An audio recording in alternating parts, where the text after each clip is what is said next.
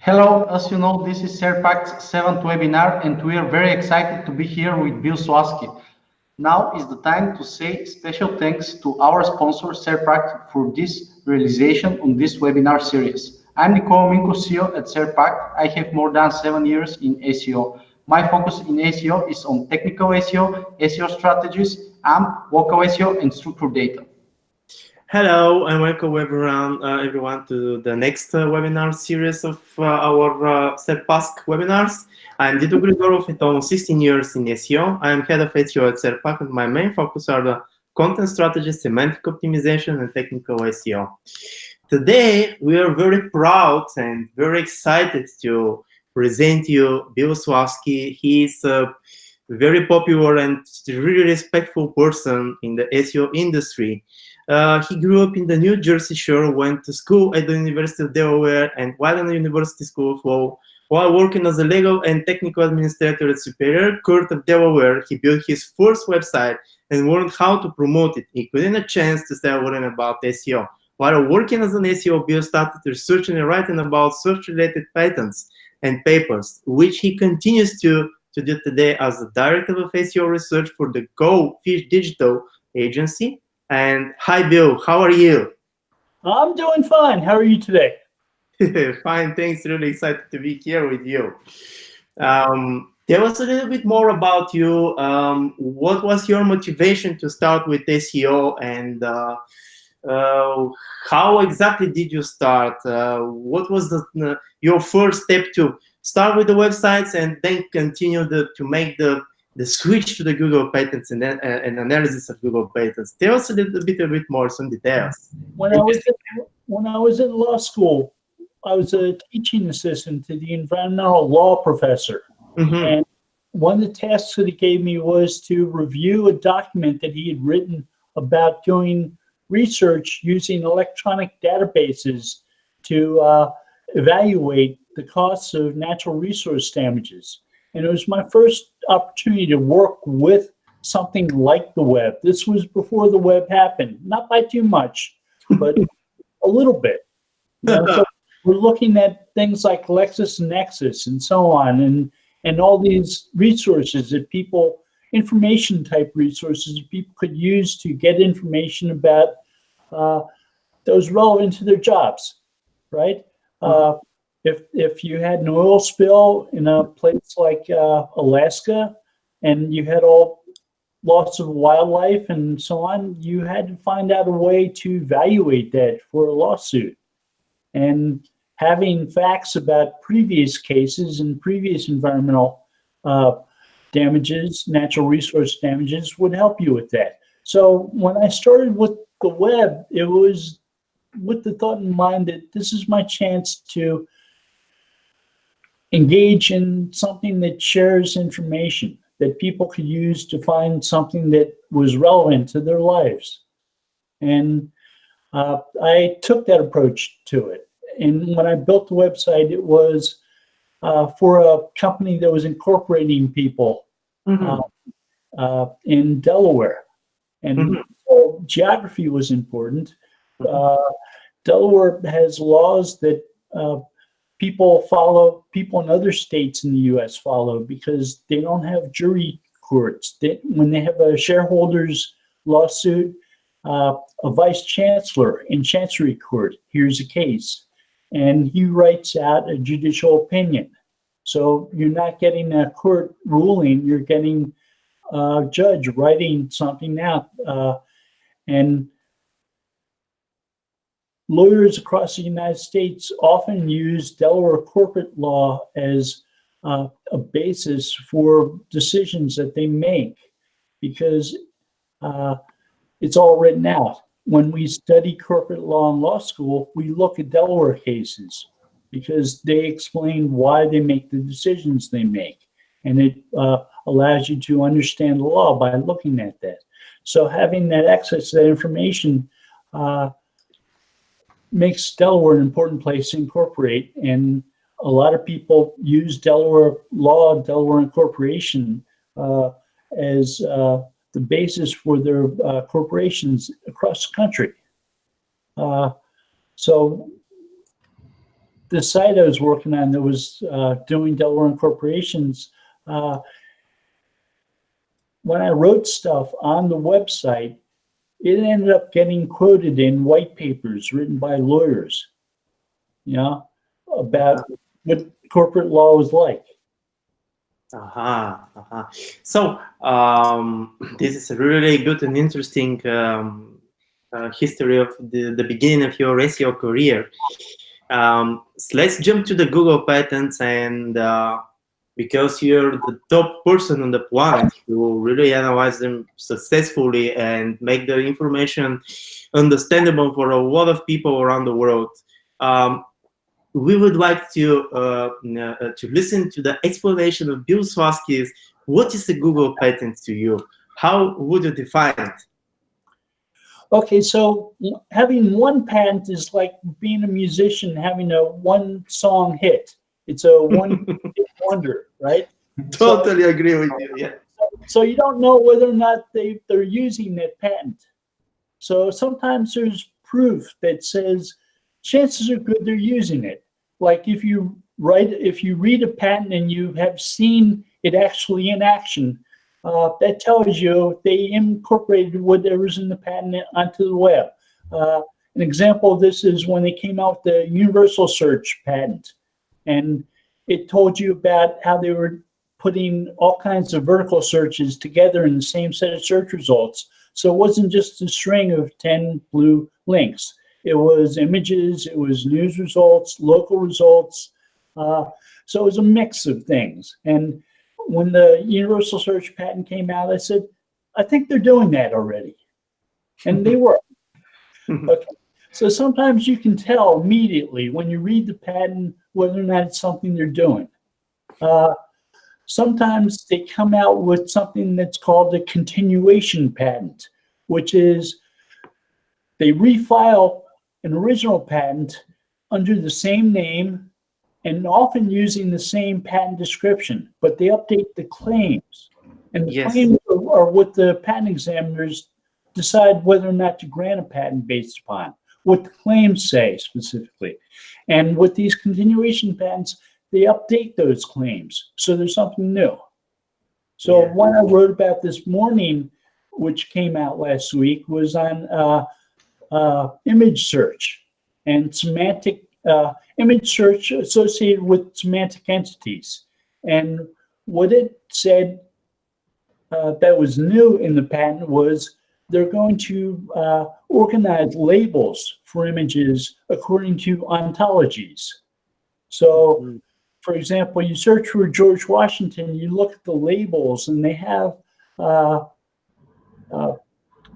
his farewell address, they have battles, they have Mount Vernon, they have things that are associated with him, with his life, with his presidency, that are a rich, what they refer to as an ontology. They only use that word once in the claims, but it's right in the very first claim.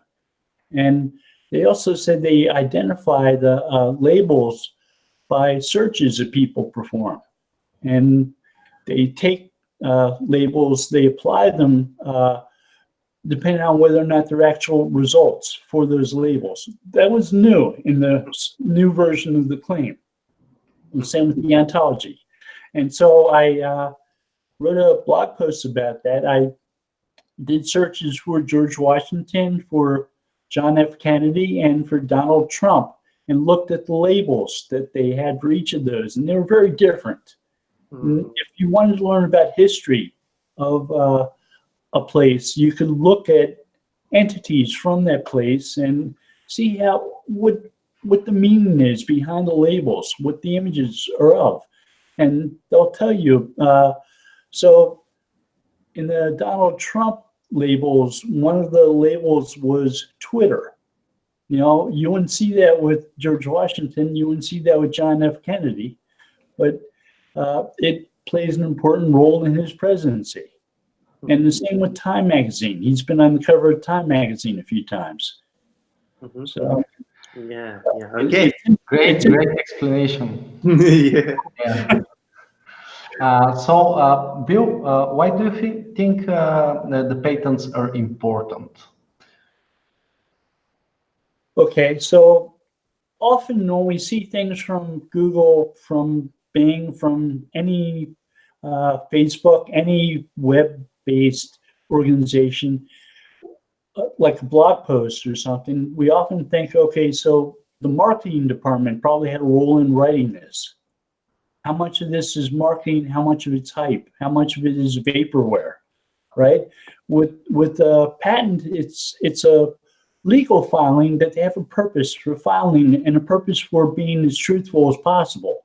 If they put something that's not true in a patent, they can't necessarily protect it. And they also need to get it granted. They need to convince somebody at the patent office that it's something that exists and is worth protecting. So they have a different reason outside of marketing for filing patents. And there's often a business reason. You're filing this to protect your ideas, your intellectual property, to keep other people from doing the same type of thing. You're excluding them from using your process.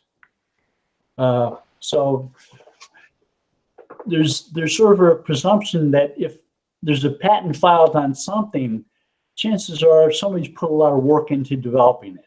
A search engineer, a lawyer to make sure that it's written well.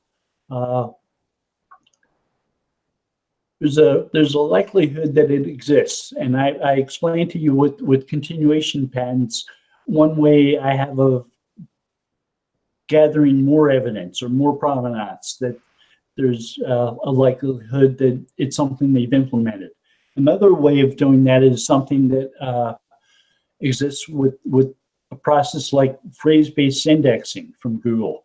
There are about 20 different related patents that tell you how they've implemented phrase-based indexing. And when it's a one-hit wonder, you say, okay, well, maybe that does exist, maybe it doesn't. When there are 20 of them, let's say somebody's put a lot of effort into that. And chances are it probably does exist. Mm-hmm. Let's see what else they've done. When Google wrote a white paper that came out earlier this year that talked about semantic topic models, and it covered a lot of the same ground that the phrase-based indexing patents did, even though it didn't refer to the phrase-based indexing patents.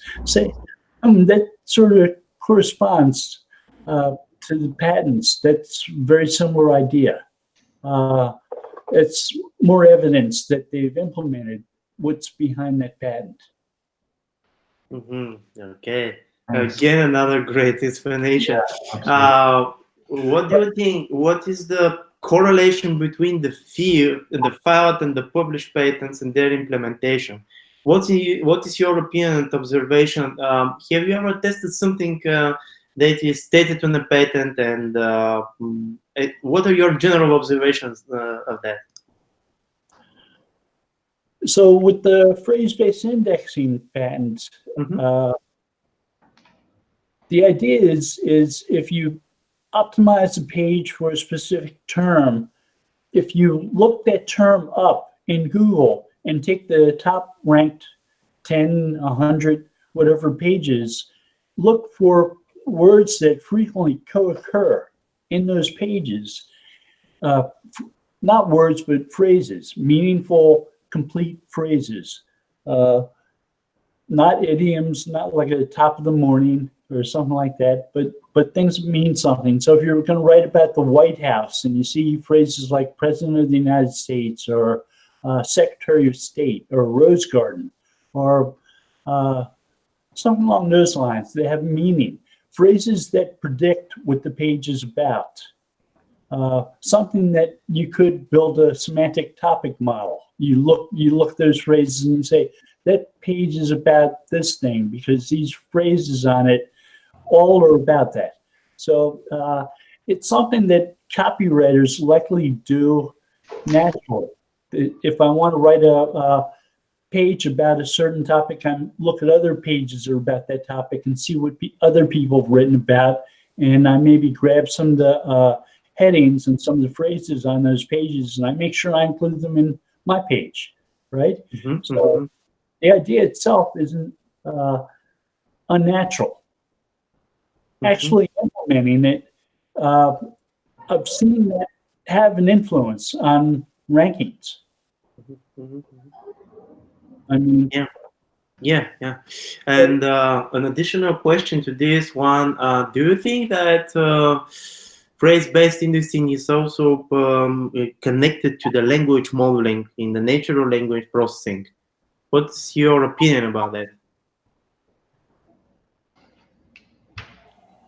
one of the things I liked about phrase-based indexing, I said, was that they've issued a number of additional patents. One of the patents says that they've created an inverted index of phrases on the web. So instead of just having one index where they've done inverted terms and where all the words show up in different pages on the web, they have another one with the same documents, but it shows which phrases appear on those pages, so they can cross-reference those.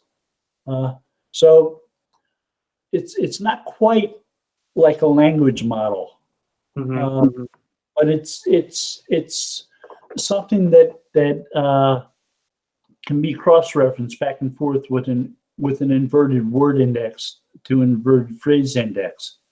So more similar like the text retrieval techniques of extracting information from a document and assigning signals after that for ranking. Right, and we see Google do things like that with things like n-grams too. Yeah, exactly. But maybe the n-grams, they have published recently a document talking about the neural matching and the n-grams there. So maybe they're trying to implement the n-grams in the neural matching technologies. Well, I thought of neural matching and n-grams because when they talk about neural matching, they mention language models. Yes, exactly. And they've come out with at least one patent. It was produced by a search engineer named Panda. You've heard of him. Okay. He said, okay, we're going to look at the n-grams that are on web pages and compare those to a sample set of web pages that we've identified n-grams on. Compare built language models on those pages, on the sample set and on the candidate pages, and identify the quality of the new pages compared to the old pages. So they're doing stuff with phrases. They're doing stuff with words. They're indexing language models. With the neural matching, there's a page on Google's support section that talks about the meaning of queries. And there's there's examples of how different terms might change meaning based upon where they are structured within phrases. It's very similar to what Danny Sullivan showed when he tweeted about neural matching. Exactly. So it's kind of getting these n-grams and finding the conceptions around them, the connections between them, and of course, and along with that, finding the matches between the phrases, the used words in the queries and the documents. And the word they like to use in all of those cases is context. Right? Yes, of course. The context of the use of the word determines its meaning. And of course, for sure. Yeah. Okay. So let's talk about the latest patents you have analyzed on your blog. I mean, SEO by the Sea. Very interesting and very creative brand for a blog. Actually, congratulations on that. It's not something that is very, I don't know, very usual. It's very original, actually. It makes it easier to choose a topic. Okay, so came out this week that's new, that's interesting, that I can write about. And I mentioned the Semantic Images. So another one that just came out was an update, a continuation patent again, on something that's referred to as trust rank at Google. And it's not Yahoo's trust rank. It's how trusted are the entities that say certain things.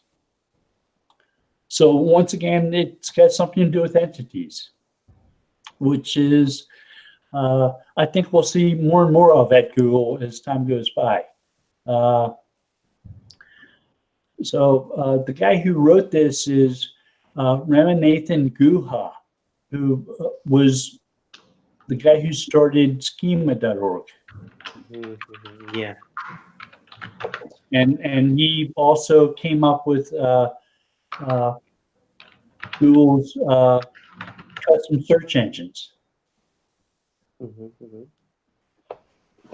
And so the idea is it was his second shot at a trust rank. His first shot was what people would say in custom search engines about different things. And the more people consistently said the same things about certain sites, like this photograph review site is the best source of information about new cameras. Because so many people writing custom search engines were saying that, he said that's more likely true. Let's boost sites that people say things like that because they have higher trust ranks. And that was his first version of trust rank. The second version is finding entities you trust and things that they say are more trustworthy. And that's sort of reasonable. Yeah, yes, absolutely. One related question, because you say about schema. I remember one of your amazing tweets last year, and you say the schema maybe have a connection with table feature snippet markup, table markup from schema, and the feature snippet with table elements. What do you think now? So when featured snippets first came out, the first patent I found about them said, we're going to take questions and take answers that we find on web pages. We're going to put them in data stores or big data sets about these questions and these answers. But it's just text from web pages. It wasn't schema. It wasn't information about tables. It wasn't any structured data. It was all unstructured data. So we've heard people like John Mueller say we don't use schema in featured snippets. Newer patents, there have been a few, and they've talked about looking at certain structures in web pages. So one of them said, we'll look for headings on web pages, questions in headings. And those questions might be what we put into these data stores. And a follow-up patent said the idea of creating answer passages to answer, like a featured snippet, to answer questions, may be better served by finding an answer that contains both unstructured information like text on pages, as well as structured information, facts from that page that might be from some type of structured data. They didn't specifically say schema. So that could be referring to tabular data, web table-based information, or schema. So having facts that you could supply along with textual passages means that you're possibly looking at both. And if they're not doing that yet, they're probably going to be doing it soon, considering schema.org just came out with new versions and they're updating monthly now. One of those was FAQ page markup. So they're actually letting site owners write the questions and write the answers and provide the answers, and that would be a source potentially for featured snippets and featured snippet answers. Yeah. Yes. Thanks for this great explanation. Another great explanation. Yeah, looks like talking with Bill. When we talk with Bill, it always come some to our mind a lot of additional questions. I will stick just to one. Bill, I've read many times and many rumors around the web that Google is using a question answering system, which is absolutely normal in today's modern search engines. Do you believe and do you think, what is your opinion, that the future snippets are connected with this question answering system? I know, and a lot of people know that Google use kind of these systems for reading the document, the whole document, but along with it, the parts of the document and analyzing different parts of the document. So do you think these frameworks, let's say it in that way, are connected to the question answering system, and the future snippets are coming from these systems? When they first started showing us featured snippets, okay, I have to track back on that. They first started showing us featured snippets in 2005. There was a project called Google Q&A. Ran for a couple of years, and they would show fact-based answers to questions people would ask. And they wrote a blog post called Just the Facts Fast back in 2005, explaining they're doing that. More recently, in one of Google's financial statements, they said, we're going to start showing these answers to questions because they're what our users want. People want answers to questions. They've told us this. They don't want, they like the idea of, well, they didn't necessarily say this, search results were just links to pages where potentially answers were to questions people might have. People would guess at the keywords that might find pages that had answers. And they would get links, they would click on a link, look for their answers. And sometimes they were there, sometimes they weren't. It wasn't quite the same as just asking the question and getting an answer. So when we had Hummingbird come out, they showed off what they called conversational search, where they would ask a question like, how tall is the Eiffel Tower? Who is Barack Obama married to? And what is her date of birth? They use a pronoun for the follow-up question, and what is her date of birth? So they weren't using her name. And Google was tracking who they were talking to, who they were talking about when they used that pronoun. So they were tagging your search history to identify what you're talking about in conversational search. It's sort of a different philosophy. They changed around the way they were thinking about search and interacting with searchers by doing that. And the same with showing complete answers. The idea of having a more meaningful web means that when you ask for images of Donald Trump, they show you a label that says Twitter, so you can see all the images on Twitter that Donald Trump is associated with. It's a different way of interacting with searchers. Like people also ask questions, same type of thing. They come up with questions by looking at query logs to see what people are interested in learning about, and they create a knowledge graph a question graph, actually. That Mhm. says these are things people are interested in, and these are things people ask about. And they show questions related to things, something that you ask about. They say these are other questions that are similar that you might want to have answered too, and give people a chance to click on those. So it's a metamorphosis, maybe use a good word, of how search is changing. Mhm. Mhm.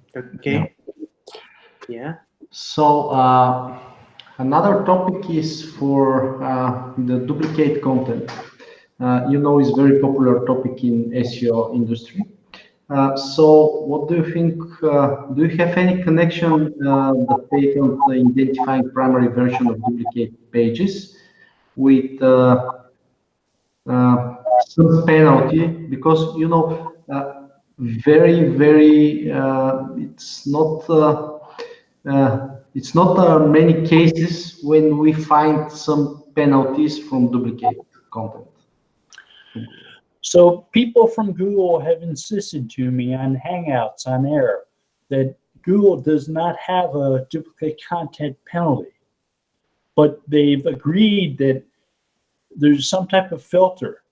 Mhm. So that when somebody does a search and their question or query results in pages that have the same content on them, that not all the pages that have that content get shown. It's a filter on a snippet level.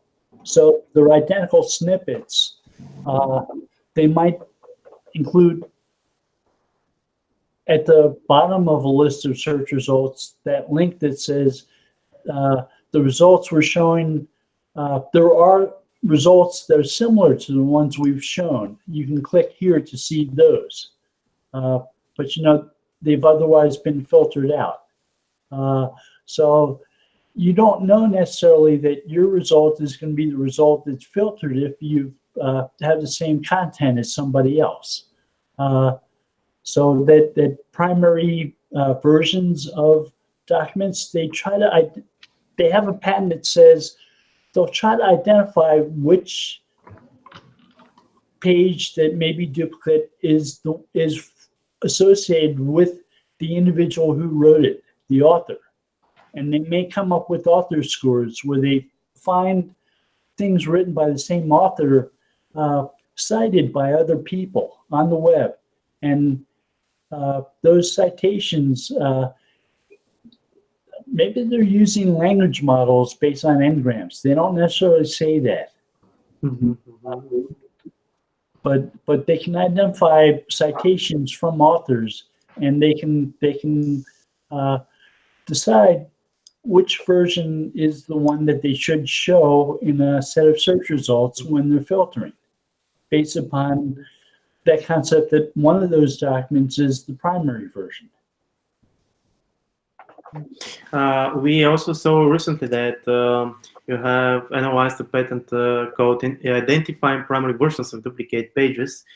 And I have another additional question today around this patent. And John Mueller and another people from Google are talking about patternization and looking for and analyzing patterns, not only in the queries, but also in the content. And I remember that John Mueller said in one of the Google Hangouts regular webinars, regular Webmaster Central Hangouts, that they're looking for via patternization. They're looking for duplicate content when it comes to the pages, page by page, and they decide which page to show based on that technology.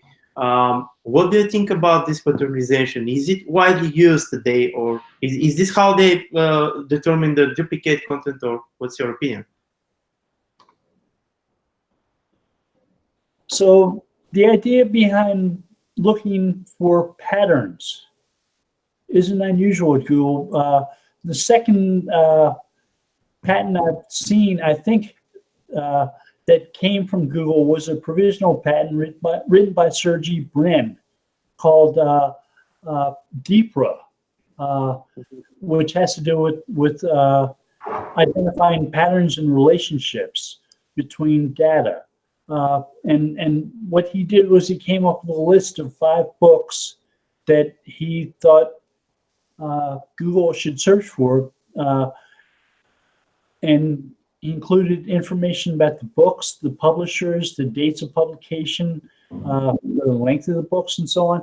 And he said, okay, every time you find a page that includes these 5 books and this type of information about them, copy all the information about all the other books in those pages, and then keep on doing that. Repeat over and over till we found all the books. Okay, so the idea of finding these,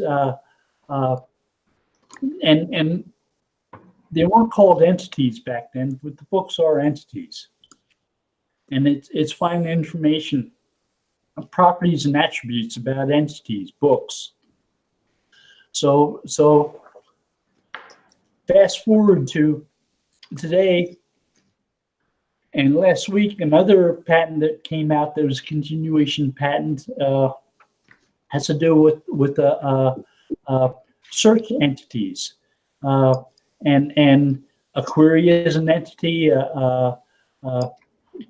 web page is an entity, and so on. And they're looking for patterns associated with these search entities, and they're associating a spam score with those entities when they're used, and they're identifying web pages that may be spamming based upon those patterns between those search entities. And that was one that was just updated this past week. And the first version of it didn't use the word spam very much. It used it maybe once in the abstract to the patent, and didn't use it all in the claims.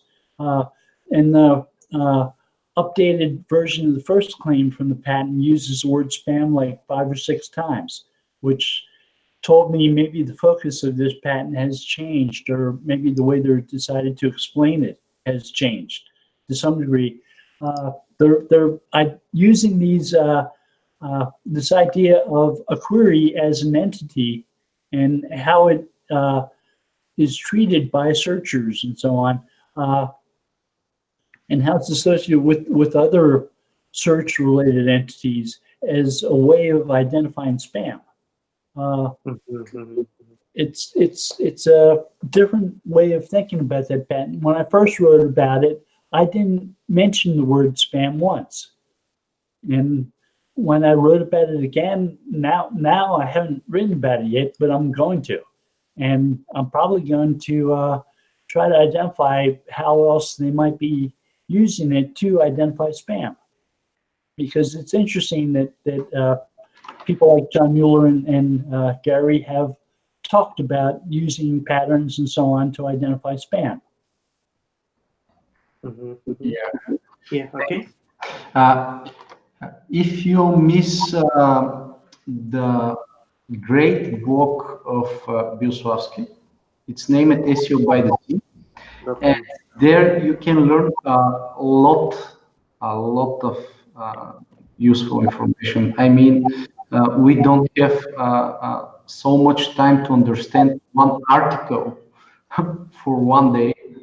So keep patient and read all articles there. So our next question is connected with one of the latest article last year about augmentation queries. It's amazing article. We spoke with Dido. I remember maybe Dido 10 hours about this article. Yes, yes. I have read it more than 50 times. Yeah, it is. Yeah, actually, Bill, this is the article. The job book was called "The Quality Scores for Queries: Structured Data, Synthetic Queries, and Augmentation Queries." I really love the topic and how you analyze the augmentation queries. And so the question here is, what do you think about this? We actually have seen them many times in many modules of Google. For example, the Google suggestion module, where we see them all the time. We see that there sometimes some phrases are coming up.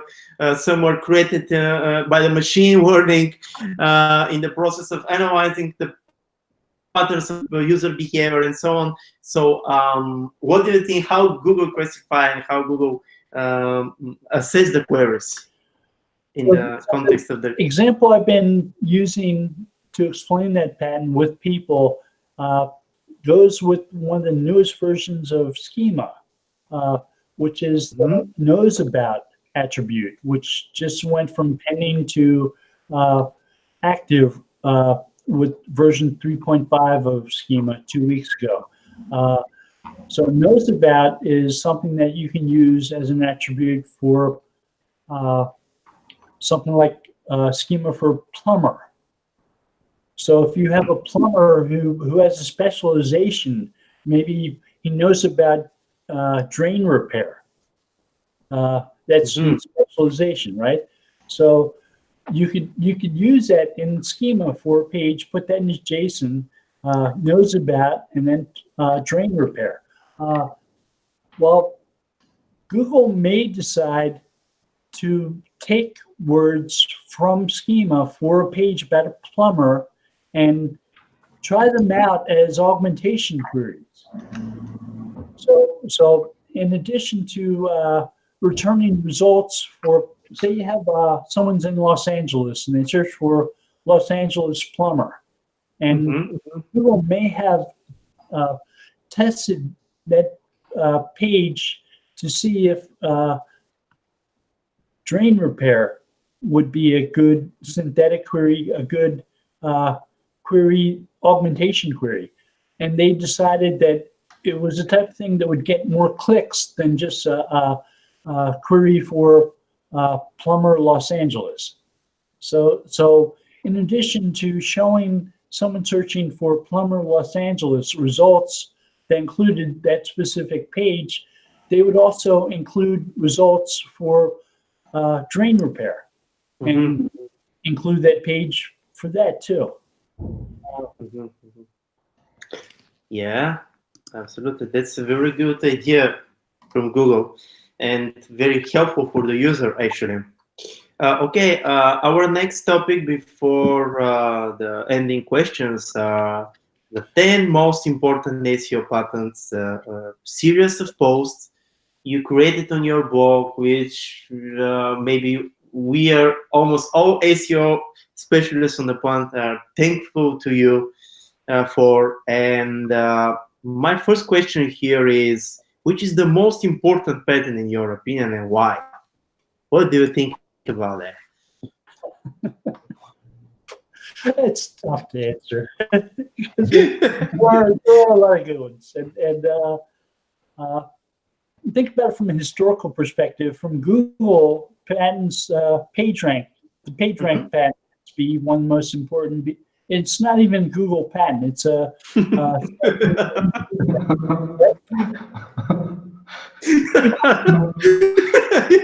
yes, you're right. But you know, just the idea that they came up with a different way to decide which are the most important pages to return based upon who links to whom, like footnotes in a scientific paper, was a good jump, was a good leap, and I think I published at one time in PDF the provisional patent that came out before the Stanford patent, and it was written by Lawrence Page, and he shows PageRank indicators in example search results next to each result, which we didn't get. It would have been interesting seeing that. A set of search results that had like a PageRank indicator with some pages getting PageRank scores of 768, like one of his did.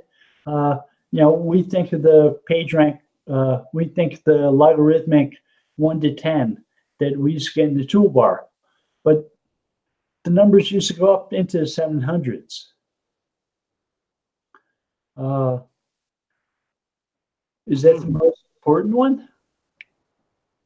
Probably not.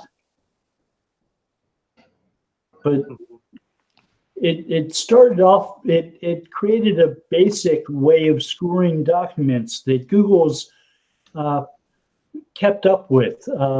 They use information retrieval scores plus an authority score like PageRank to rank most pages in most things they do. They've moved away from ranking. One of the original newspaper patents that talked about ranking had like 14 different types of ranking signals that used to determine which was the best source to show results from. So if there was news from something, they would choose to show the one that they showed based upon the source, not necessarily the article itself. They would often show like a New York Times article for something because it fulfilled most of their signs of quality about a good source. Like it was an international paper. It had bureaus in different countries. It was providing information quickly. These were the types of results that news sources tended to rank things on. And they've done continuation versions of that patent where they lessened the amount of factors up until the last time that they updated it, where they said, we look at links. They got rid of all those 14 about the sources, and they said, okay, we're looking at links, the number of links to pages. And, you know, that's kind of odd with news sources, which often don't develop links too quickly. You know, something's a breaking news story, it doesn't have any links to it. So if somebody searches for it, it's not going to have many links, but they're going to decide anyway. And it's not necessarily going to be upon just links, but older news stories are going to be based upon links, most likely. Yeah.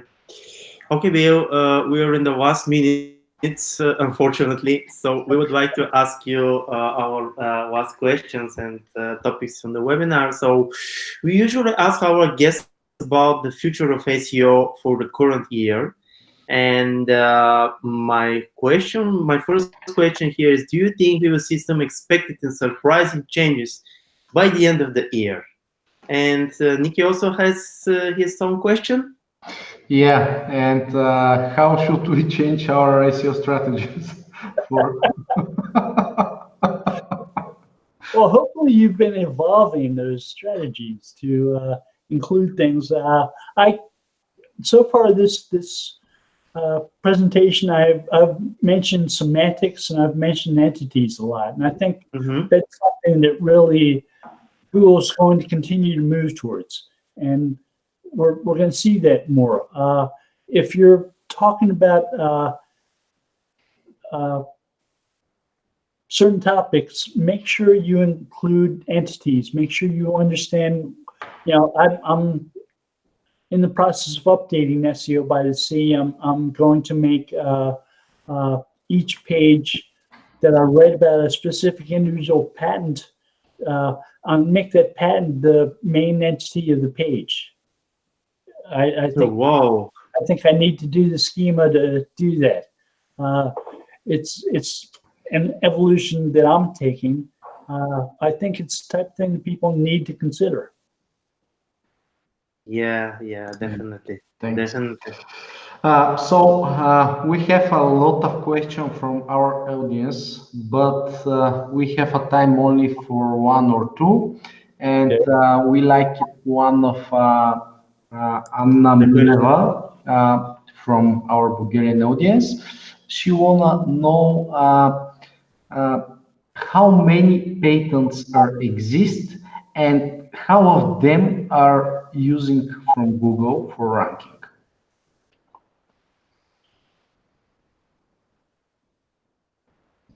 It's hard to put a number on how many exist. There are a lot of them. I've written probably about more than 1,000. More than 1,000. So I look at new patents every week. They come out.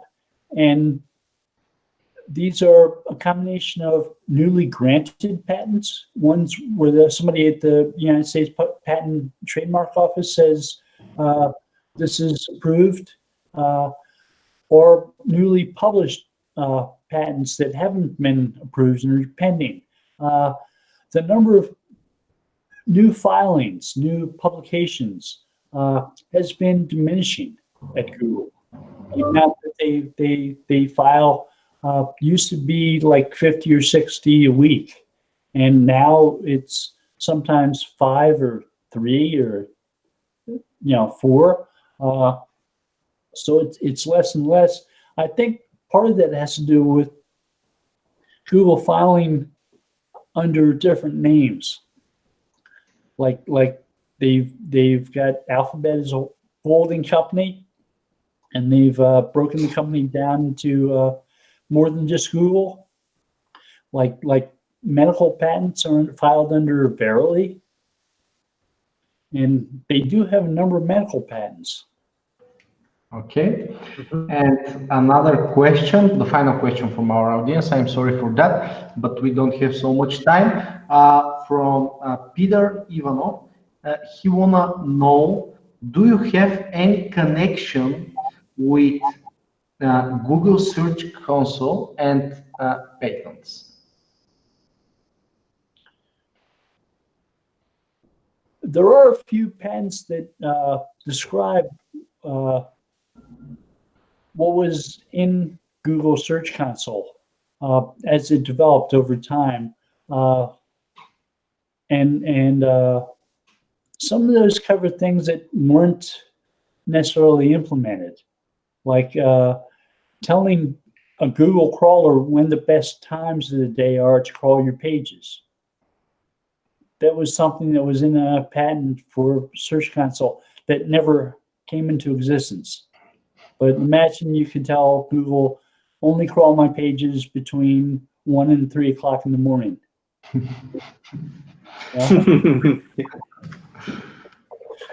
Okay, thank you so much for these answers. Maybe we will send you maybe 23, 24 questions, but I'm not sure for all of them, because some of them are very tricky. Okay, in final part of our webinar, we have a fun part.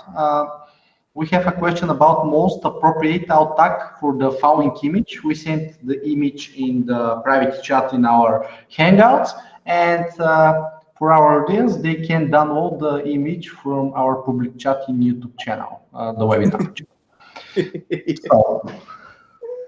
So I've lived in California for 4 years now. I moved originally to Carlsbad, California, and this sign is something that they added since I started living here. It hadn't been here until I lived here for about 6 months. But other towns in northern San Diego County have similar signs, and they're along something that's known as Coastal 101 Highway. It's a historic highway that goes along the coast and goes through these towns, and there are a lot of old shops and diners and things like that, and it's really a nice place to go down.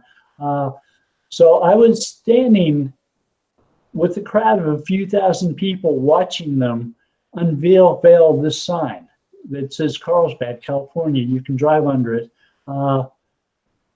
and people in town got really excited. There's a lot of community pride. Okay. It's not a town, but it's a nice place to live. Yeah, and what alt tag would you put on this image? But for you, the question will be also, we just want another additional question, and it is, what context would you put this image on? Let's think contextual. I would call it a landmark or a point of interest, and would guess that Google, if I ask my phone, hey Google, what is this image of? Your assistant will start. It's helping to ask you. Yeah. I was standing in front of the image, and it was possible for it to understand. There was one patent that said you could stand in front of something and ask about it. So if you're traveling to a place in a different language than the one that you normally use, and you didn't know what it was a restaurant about or something, you could ask for reviews from that restaurant. And Google would give you reviews based upon your location and the location of the thing you're standing in front of, which is, I think, a good step in a mobile device world. Yeah, totally, yes. So we're in the last minutes of our webinar. Actually, it was 2 minutes. Share your final words with our audience and your thoughts about this webinar in general. Okay, I'm going to repeat something I've tweeted and got good reaction to. It's that we used to think about Googlebot as a web crawler, and it would crawl pages and find redirects and index content on those pages and so on. We've got to start thinking of Googlebot as a data miner. It's looking for information about things that we write about and relationships with those things and other things that may be on our pages and contexts that we may find for those things. So we write about a baseball player named Bryce Harper, and we say that he's a member of the Philadelphia Phillies. Google may index that information. It may say, okay, there is this entity called Bryce Harper. He's a member of this other entity called the Philadelphia Phillies. He's a person, he plays baseball. So it understands context.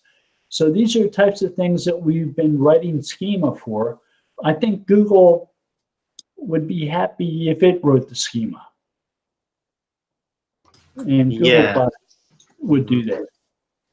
Yeah, thank you so much. Thank you. Thank you everybody for being with us today. Thank you to our team for their great work during this webinar. We will be exciting you next month too, and very soon we will announce our next guest. Meanwhile, don't forget to follow us on YouTube, where you can find a lot of useful knowledge and information in our speaker series. And thank you so much, Bill, for being with us and for sharing your amazing knowledge and tips. Dido?